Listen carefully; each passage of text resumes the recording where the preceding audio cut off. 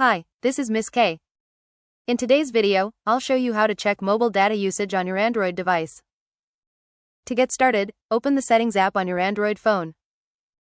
Tap Network and Internet, Connections, or SIM card and mobile network, depending on your device.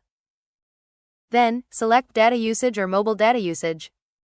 Here, you'll see how much mobile data you've used during your current billing cycle. You can also view which apps are using the most data by scrolling through the list. Tap any app to see more details and, if needed, restrict its background data usage to help save mobile data. If you want to avoid exceeding your data limit, you can also set a data warning or data limit from the same menu.